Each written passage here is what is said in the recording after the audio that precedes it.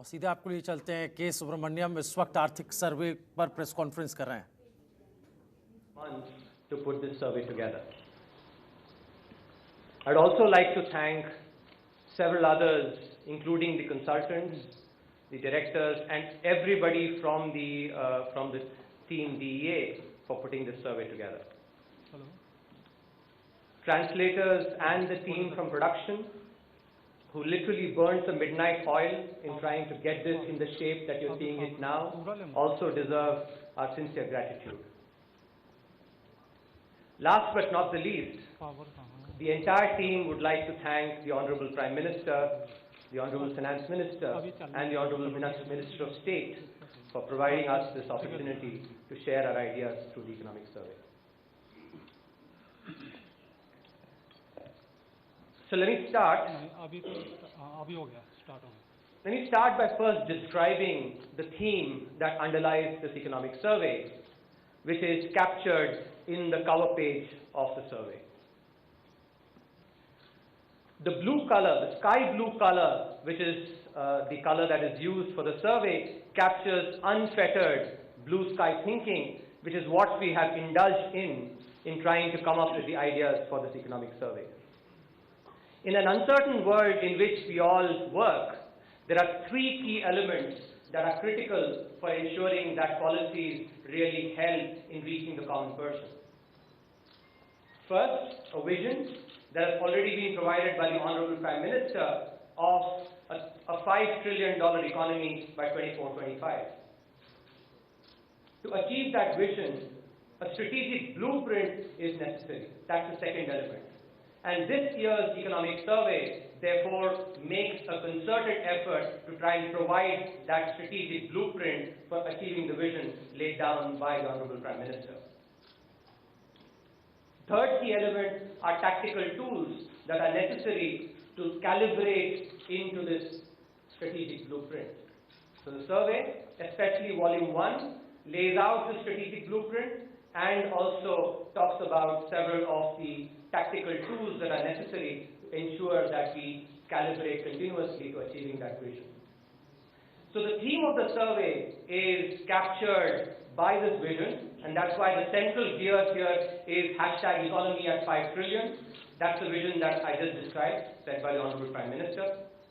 The survey talks about the blueprint for achieving this vision, and the key theme here is shifting gears through a virtuous cycle.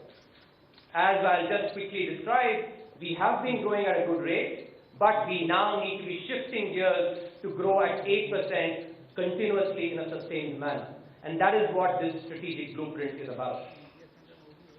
This blueprint we intend to achieve by setting the economy on a virtuous cycle, with investment as the key driver of that virtuous cycle. The tactics that we're going to be focusing on, which several chapters in the volume 1 of the survey describe, are behavioral economics. As I will quickly describe, this is a key departure from traditional economic thinking. We're talking about legal reforms that are required to ensure that the ease of contracts is enhanced. We're going to talk about data as a public good, how that can enhance the ease of living of people, and how MSMEs can be unshackled to create jobs and productivity in the economy. So that's what this cover captures with the theme being shifting gears. All these gears are being shown in unison because they go together, and that's the theme that is captured in the cover. As before, we've actually kept the structure of 2 volumes. The first volume lays out the strategic blueprint. It has 11 chapters in it, and with the key intent being the blueprint for achieving the hashtag economy at 5 trillion. The theme, as I just mentioned, is shifting gears through a virtuous cycle with investment as the key driver. The tactics are behavioral economics, nourishing MSMEs, data as public good, legal reforms, and policy consistency. Volume 2 has been, in the way in which it has been presented in earlier years, with the first chapter providing the overview of the state of the economy. It will provide a ready reckoner for the existing status and the policies that have been employed in major sectors, and is supported by relevant data and tables. There are a couple of important additions that we've made to the presentation of the economic survey. And in this, we've been inspired by Gandhiji's talisman. Gandhiji said that think about that weakest person and how your policy can make a difference to his or her life. Therefore, we've tried to present the survey in a manner that can actually be accessed by the common person.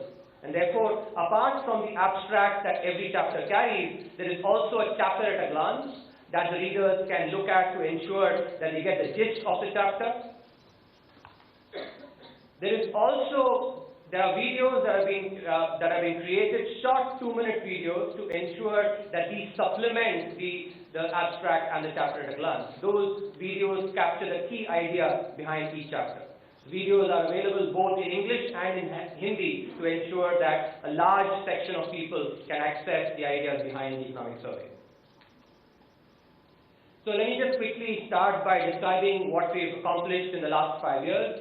As we've spoken many times, India has been a bright spot in the world economy, growing at rates that is actually higher than all the other major economies in the world. Over the last 5 years, the key achievements have been in creating pathways for trickle-down. We've ensured that we've grown with macroeconomic stability, which is not only have we registered high growth rates, but we've done that with low inflation and also a fiscal deficit that has been following the glide path as laid down by the FRBM Act.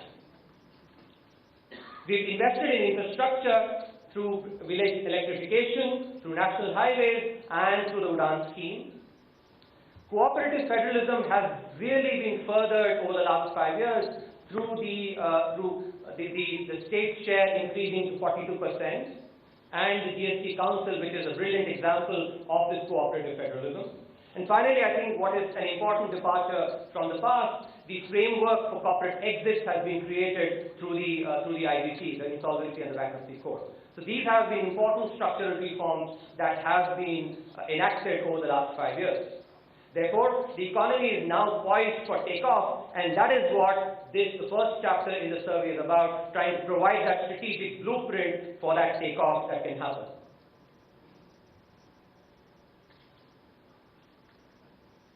So, the key departure that the survey makes is in thinking about the economy as being in either a virtuous cycle or a vicious cycle. Investment, as I just mentioned, is the key driver of that cycle. Savings that happen in the economy enable investment. Investment leads to improvements in productivity. And when firms become more productive, they're able to go and compete in the international markets, thereby foster exports, and which helps the economy. As I'm just going to show, productivity improvements also lead to job creation in the economy, and when exports and jobs come together, that creates purchasing power in the economy at the bottom of the pyramid, which then leads to increase in demand. Anticipating greater demand, firms go and invest further, and that is how this virtuous cycle perpetuates. So the intent really is that the economy, we are intending to shift gears by taking this economy into a virtuous cycle which is driven by investment. A favorable demographic phase, which we are currently in, supports this virtuous cycle because the proportion of working age that we're going to have in our population is really a big plus at this current stage. So this idea of viewing an economy in a virtuous cycle or a vicious cycle, we've arrived at this by carefully examining evidence from China and other East Asian economies that have registered high growth rates. In this chart, what is being shown here is the rate of savings as a ratio of GDP, the investment as a ratio of GDP, and the consumption as a ratio of GDP for China. But I'm going to show you the chart for China. The other charts for the other East Asian economies are available in the chapter. So what I want you to take away here is take a look at that red line which shows consumption. Consumption as a proportion of GDP secularly declined in China as savings and investment increased significantly since the 1980s. touching up to 50% of the GDP as investment. And that is a key point that I want you to take away, which is the investment as the key driver of this virtuous cycle. Another way of looking at the same thing is using development time as the determinant. So what you find now on the x-axis is the log of GDP per capita, which captures the development time. The red line here, which is increasing, shows that as the per capita GDP increased, China's exports to GDP, that ratio went up significantly. Also, China's savings to GDP and investment to GDP increased significantly as the economy became better and better and the per capita GDP increased. This is the virtuous cycle that we're talking about. That as the economy started doing better and better, China started pouring more of its savings into investment, started saving even more as a proportion of its GDP and investing more. And that is what led to this virtuous cycle that we are really trying to focus on for the Indian economy. Some complementarities that are important to keep in mind here. So on the left side, what you find is how an increase in investment affects productivity, increases productivity. And that increase in productivity thereby also leads to increase in exports. On the right side, you see that an increase in the productivity leads to an increase in exports as well. So an increase in investment translates into increase in exports via the productivity route. This is one of the key complementarities that the virtuous cycle really relies on. A second complementarity that is important for us to focus on is the impact of investment rates on jobs. Here what you see is an increase in the investment rate brings down the unemployment rate in various economies, and that's the other complementarity that is quite important for us to focus on. Therefore, the two key departures that we make from traditional economics are as follows. First, the economics of equilibrium. As I just showed you using the Chinese experience and what we've seen with other high-growth East Asian economies as well, these high-growth economies set out on a virtuous cycle. And that is what enabled them to increase the per capita GDP and thereby create welfare for their citizens. On the flip side, the global financial crisis illustrated that countries can go into a vicious cycle as well. As people lost their jobs, their purchasing power declined. As a result, they were able to not demand as much goods and services, which had a dampening effect on investment, and thereby the vicious cycle operated as well. So this is a key departure that we're making from the traditional thinking by thinking about economies as either in a vicious cycle or in a virtuous cycle. The other key departure, which I've just alluded to through some of the pictures on showing the relationship between investment and exports and investments and jobs, is that traditional economics has viewed many of these problems of jobs, demand, investment, etc. in silos. In contrast, these are complementary phenomena that feed into each other, and that is why they should be viewed as a system that comprises a virtuous cycle. This virtuous cycle, as I just showed, is really affected by the demography as well.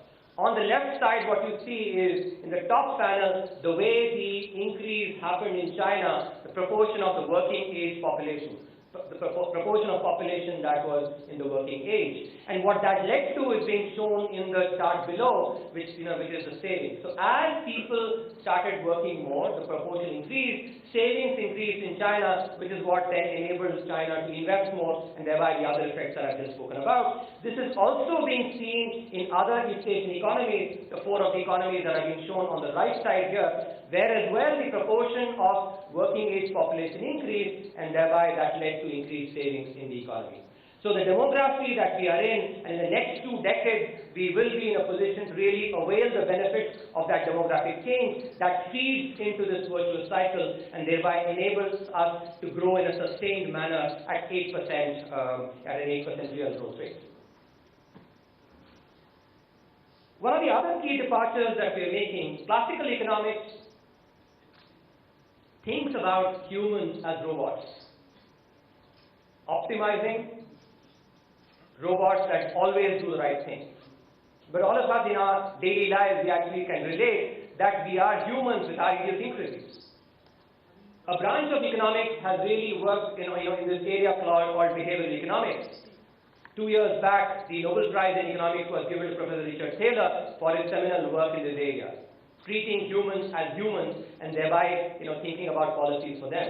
I had the good fortune of learning behavioral economics from him at the University of Chicago, and therefore the second chapter in volume 1 of the survey tries to create an ambitious agenda for social change by relying on some of the principles of behavioral economics. What we've done is we've tried to learn from a couple of important changes that have already happened in India over the last 5 years, which is the Swachh Bharat Abhiyan and the Beti Bachao, Beti Padhao. So these are some charts that illustrate the change that happened. On your left, you see the coverage of individual household latrines, 2015-16 and 2018-19. Green shows greater coverage. I think, as they say, a picture is worth 1,000 words. That picture clearly shows the increase in coverage from 2015-16 versus 2018-19. On your right, if you take a look, you look at the verified open defecation-free villages. Again, 2015-16 versus 2018-19, with green showing greater coverage, red showing less coverage. Even over here, it's palpable that the improvement has happened in ODF as a result of the Swachh Bharat Abhiyan. Some of us may think whether this is indeed something that can be sustained. The best way to go and look at that is the impact on health outcomes, because sanitation should eventually matter for health outcomes. So this chart shows what happened with a key health outcome, which is the diarrhea cases for children under 5 years. On your left, what you see is the chart for those districts where the coverage for individual household latrine was very low as of 2015. And so, as a result of the Swachh Bharat Abhiyan, this coverage increased significantly in these districts. On your right are those districts where the coverage was already high, and therefore the potential for impact through the Swachh Bharat mission was less. Again, this picture is very clear that the decrease in the cases of malaria among children of age below 5 years has been significant in those districts where the IHHL coverage was low as of 2015. That shows that the impact on sanitation has indeed translated into an impact on health outcomes as well. It is not just seen in diarrhea, it's also seen in cases of malaria for children under 5 years, which is the one on your left bottom. Cases of stillbirths, which are these are children born without life, and the children who are born underweight. All these 4 outcomes have translated, have showed positive impact because of the Swachh Bharat mission. Another important campaign that really utilized behavioral economics was the Beti Bachao, Beti Padhao. Here again, we're showing a chart that shows the birth ratios as of 2015-16 and 2018-19. What you find here is that the darker areas are those where the birth ratios are better. Birth ratio captures the number of children born for every 1,000 boy children that are born. And clearly you can see here that as a result of the Beti Bachao, Beti Padhao, the improvement in the birth ratios. Using the learnings from these 2 campaigns, what we've tried to do is to lay out the key principles of behavioral economics. There are 7 principles. Because of paucity of time, I'm not going to go into the details, but these principles have then been employed for thinking about transformational behavioral change in the country. I would just want to pick up one example, which is using the Gandhiji's 150th Jayanti, 150th birthday.